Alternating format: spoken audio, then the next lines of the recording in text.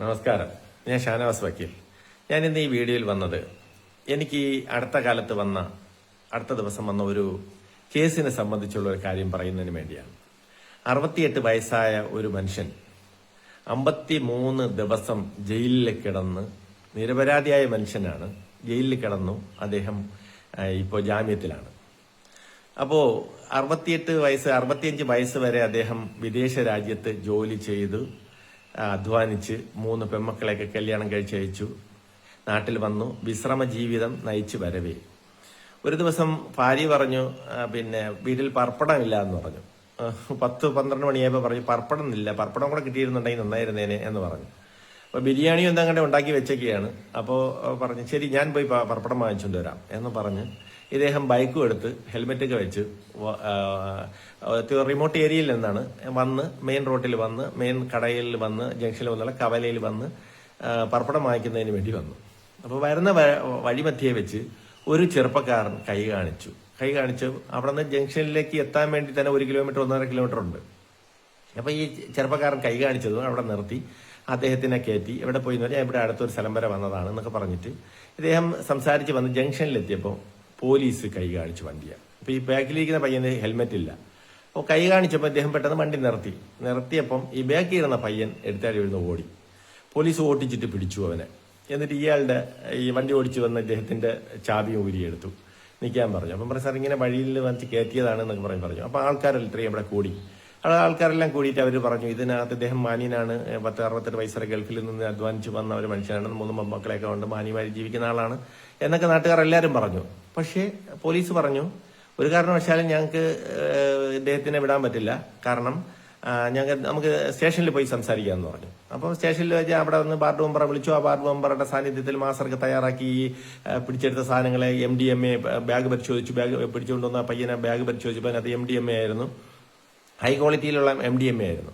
പിടിക്കപ്പെട്ടു. അതിനിടയ്ക്ക് പത്രക്കാർ മറ്റുള്ള ചാനലുകളും എല്ലാം ഓടിയെത്തി അവിടെ വന്ന് ഈ വാർഡ് മെമ്പറുടെ സാന്നിധ്യത്തിൽ മാസ്റ്റർക്ക് തയ്യാറാക്കി നേരെ സ്റ്റേഷനിലേക്ക് കൊണ്ടുവന്ന് ശേഷം പറഞ്ഞു പോലീസിന്റെ അടുത്ത് അവരുടെ ഭാഷ്യം അവരുടെ പറയുന്നതും ശരിയായ ഒരു കാര്യമാണ് അവർ പറയുന്നത്. കാരണം ഈ സാധനം എങ്ങനെ കിട്ടി, ആരുടെയിലാണ് ക്യാരിങ് നടത്തിയത്, ആരുടെ വണ്ടിയിലാണ് വന്നത് എന്നുള്ളത് പ്രധാനപ്പെട്ട ഘടകമാണ്. ആ വണ്ടി കസ്റ്റഡിയിലെടുക്കണം, ആ വണ്ടി ഓടിച്ചിരുന്ന ഡ്രൈവറെ എടുക്കണം. ഇതൊക്കെ ഉണ്ടെങ്കിൽ മാത്രമേ നമുക്ക് ഈ കേസ് ഫ്രെയിം ചെയ്തെടുക്കാൻ പറ്റുള്ളൂ. അതല്ലാതെ ഇവനെ മാത്രം അവിടെ നിർത്തി പിടിച്ചു എന്ന് പറഞ്ഞിട്ട് കാര്യമില്ല.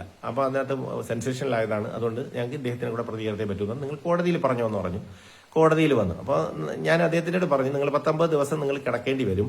ഇതിനകത്ത് MDMA ആണ്, ഹൈ ക്വാണ്ടിറ്റിയിലുള്ളതാണ്. നിങ്ങൾ കുറ്റം ചെയ്തില്ല എന്നറിയാം, പക്ഷേ നിങ്ങളാണ് ഇതിനകത്ത് കൊണ്ടുവന്നിരിക്കുന്നത്. ഈ സാധനം ക്യാരിങ് ചെയ്തിരിക്കുന്നത് നിങ്ങളാണ്, നിങ്ങളെ വണ്ടിയിലാണ് കൊണ്ടുവന്നിരിക്കുന്നതെന്ന് പറഞ്ഞു.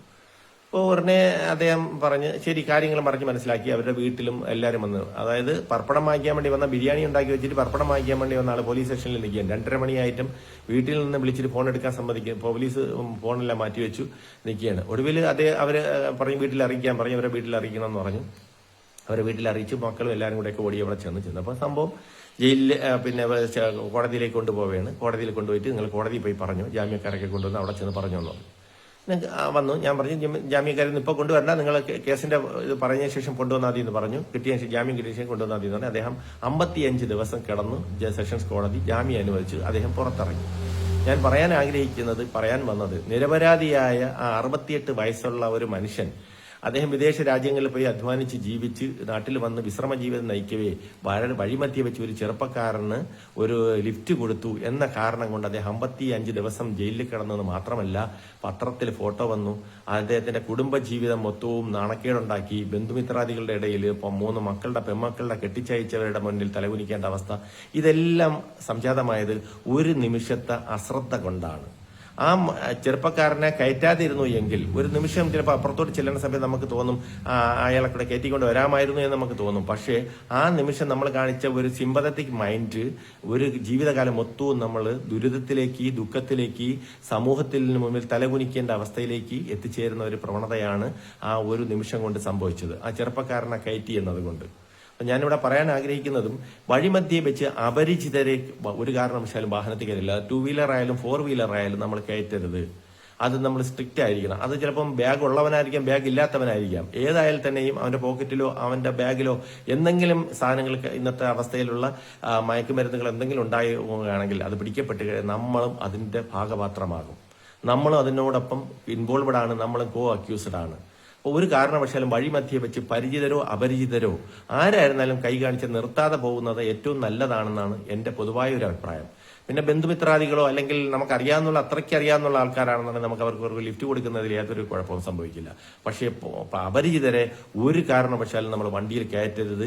അങ്ങനെ ഒരു സസ്പെക്റ്റഡ് ഏരിയയിൽ വെച്ചത് ഒരാളിനെ കണ്ടാൽ തന്നെ നമ്മൾ അതിനെ ബന്ധപ്പെട്ട പോലീസ് അധികാരികളെയോ സ്ഥലത്തെ വാർഡ് മെമ്പറെയോ അല്ലെങ്കിൽ ഇങ്ങനെ ഒരാൾ ബാഗും തൂക്കി ഇങ്ങനെ നടക്കുന്നു എന്ന് പറഞ്ഞെങ്കിൽ നമ്മൾ അവരുടെ ശ്രദ്ധയിലേക്ക് പെടുത്താൻ ശ്രമിക്കുക, പൊതുജന മധ്യത്തിൽ അത് കൊണ്ടുവരാൻ ശ്രമിക്കുക.